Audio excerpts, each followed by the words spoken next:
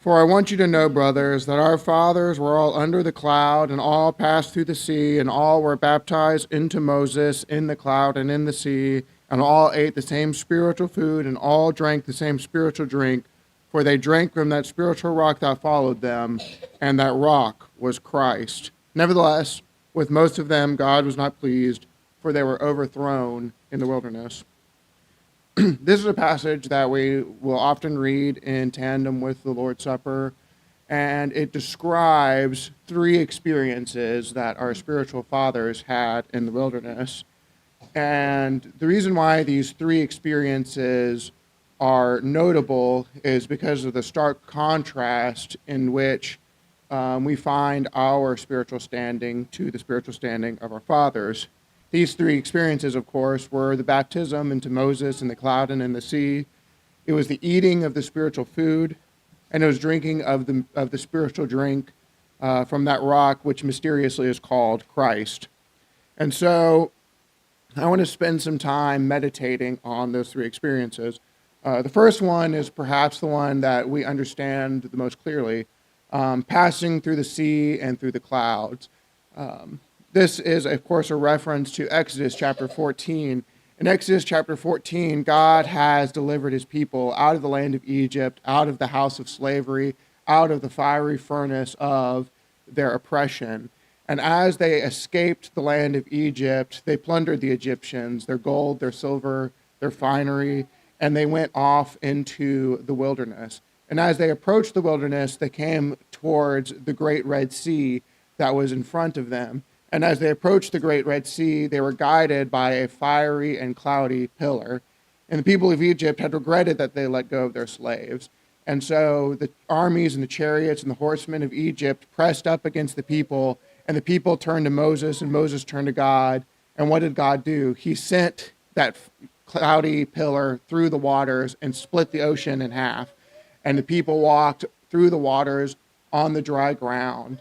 And then as the people came safely to the other side, they were followed and pursued closely by the Egyptian chariots. And when the Egyptian chariots tried to cross through the Red Sea on the same dry ground that the Israelites had crossed through, the waters came and crashed upon them and destroyed them.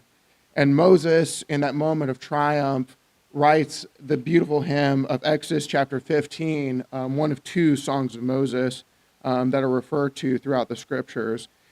And so this scene is fascinating for several reasons. One, we see this passing through the water, something that happens in many ways throughout the scriptures, perhaps most mysteriously in Genesis chapter 1:1 and expounded on in 2 Peter 3 through verse 5, where we find that the world was created itself through the water. But this was not the last time that water was passed through. We find in Joshua chapter 3 that the people of Israel once again are on the banks of a water that they cannot cross. But Joshua, the new leader after Moses, is able to part the waters of the Jordan, and the people are able to cross through into the promised land on dry ground. Now, these stories should cause us to think and meditate for a moment. Especially as we continue to read these stories. And this points us to our next aspect of the acts of our fathers. In Exodus chapter 16, following the successful passing from the Red Sea, through the Red Sea, the people of Israel groan. They cry out to Moses now that they're in the wilderness.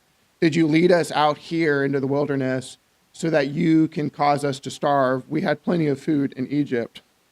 And in fact, this is when God starts to provide for the people. He sends the manna, which they did not understand. And how could one understand waking up in the morning and finding all of the food that you need for the day on the ground? But yet the people were overthrown. In Numbers chapter 11, which I think we should read, we find that this manna that God had been providing them from the beginning of their wanderings in the wilderness through the Mount Sinai, and then again as they made their way into the promised land, the people determined that this bread that God had provided for them was insufficient. We find beginning in verse 4. Now the rabble was among them with a strong craving, and the people of Israel also wept again and said, "Oh, that we had meat to eat. We remember the fish we ate in Egypt that cost nothing, the cucumbers, the melons, the leeks, the onions, the garlic, and our strength is dried up, and look, there is nothing at all but this manna to look at." Now the manna was like a coriander seed, and its appearance like a bdellium. And the people went out and gathered it in hand mills, or beat it in mortars, and boiled it in pots, and made cakes out of it. And the taste was like the taste of cakes baked with oil. And when the dew fell upon the camp at night, the manna fell with it. And Moses heard the people weeping throughout their clans, everyone at the door of his tent. And the anger of the Lord blazed hotly, and Moses was displeased. And Moses said to the Lord, "Why have you dealt ill with your servant? And why have I not found favor in your sight, that you lay this burden of all this people on me? Did I not conceive all this people? Did I give birth to them, that you should say to me, 'Carry them in your bosom, and as a nurse carries a nursing child, to the land that I swore to give to your fathers'? Where am I to get meat to give these people? For they weep before me and say, 'Give us meat that we may eat.' I am not able to carry all this people alone, and the burden is too heavy for me." And jumping down to verse 31, "And a wind from the Lord sprang up, and it brought quail from the sea, and let them fall beside the camp, about a day's journey on this side and a day's journey on the other side, around the camp, about 2 cubits above the ground. And the people rose all that day and all that night and all the next day and gathered the quail. Those who gathered least gathered 10 homers, that they spread out for themselves all around the camp. And while the meat was yet between their teeth before it was consumed, the anger of the Lord was kindled against these people, and the Lord struck down this people with a very great plague. Therefore, the name of that place was Kibroth Hattaavah, because that is where they buried the people who had the craving. Again, this is a somewhat, mysterious incident that occurred in the Old Testament, right? We find that the people who had been given and provided for from the Lord were not satisfied with the provision that the Lord had given to them. And so they cried out to the Lord, "Give us meat that we may eat." And when the Lord provided for them, they were ravenous, full of lust for meat. And as they consumed and consumed and consumed, it filled the Lord with anger, and he struck them down, and they were overthrown in the wilderness. And this desire, I think, for food is one that I think we would probably have felt too. But Moses says in Deuteronomy chapter 8 and verse 3, he humbled the people. He said, "He humbled you and let you hunger and fed you with manna, that he may make you know that man does not live by bread alone." And yet Moses, who understood this concept, found himself unable to enter into the promised land. And this points us to that final incident that we're discussing in 1 Corinthians chapter 10, that is the drinking of the spiritual rock. Now, there were 2 incidents in the wilderness in which the people drank from the rock. The first incident was in Exodus chapter 17, verses 6 through 7, where Moses was instructed by God to take the rod in his hand and to strike the rock. And Moses struck the rock, and the rock split, and out of the rock flowed living water. And again, later, we find, even following, right before this incident had even occurred, following the parting of the Red Sea, following the triumphant song of Moses, in Exodus chapter 16, the people had found water that they were not able to drink, and God provided for them water again. And the final incident that's worth talking about is in Numbers chapter 20. Numbers chapter 20. We'll begin reading in verse 8. "Take now the staff and assemble the congregation, you and Aaron your brother, and tell the rock before their eyes to yield its water. So you shall bring water out of the rock for them, and give drink to the congregation and to their cattle." And Moses took the staff before the Lord as the Lord had commanded him. And Moses and Aaron gathered the assembly together before the rock, and he said to them, "Hear now, you rebels, shall we bring out water for you from this rock?"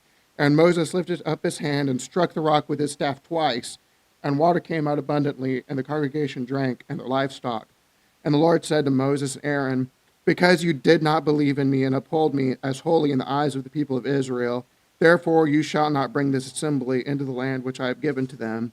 And these are the waters of Meribah, where the people of Israel quarreled with the Lord, as through them he showed himself holy." This incident is perhaps the most mysterious and perplexing in terms of why did this disqualify Moses from entering into the promised land. In fact, God is filled with anger as Moses strikes the rock a second time and even accuses Moses. He says, "You did not believe in me, and you did not regard me as holy before these people." And we find that even Moses, the great hero, the one who led them through the waters of the Red Sea, the one who fed them the quail, the one who had even given them water before, he himself was overthrown in the wilderness, and he himself was unable to enter into that promised land. So then this question should be right on our hearts. Why then are we not overthrown? What is the difference between us and between our fathers who saw and experienced these great and wonderful mysteries? The difference perhaps is obvious to some of us. The difference is Jesus Christ. When we find that Jesus Christ is the rock, not only that followed them, he is the rock that follows us. Many of these parallels between the life and experience and words of Jesus and how they affect us and how they benefit us are clearly seen in the scriptures. For example, we find the first time that Moses strikes the rock, it produces water. And the second time, he was supposed to speak to it, assuming it would provide water. The first time that we, as people, met Jesus Christ, we killed him. We hung him on the cross. We executed him. We pierced his side, and that produced both water and blood that gives us eternal life. And now, as a result of the sacrifice of Jesus Christ, as a result of the blood and the water that he shed, we're able now to speak to Jesus in this Lord's Supper and find the same life.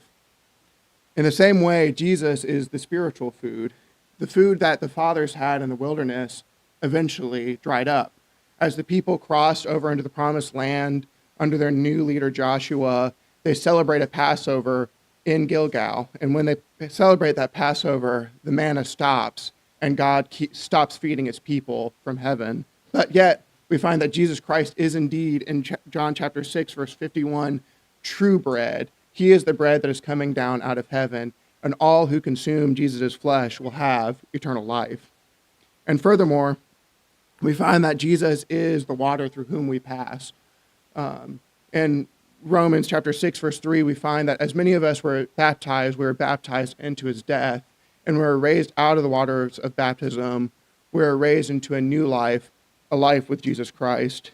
And this points to us abiding in God as Jesus abides in God, specifically as we're exploring more in our theme.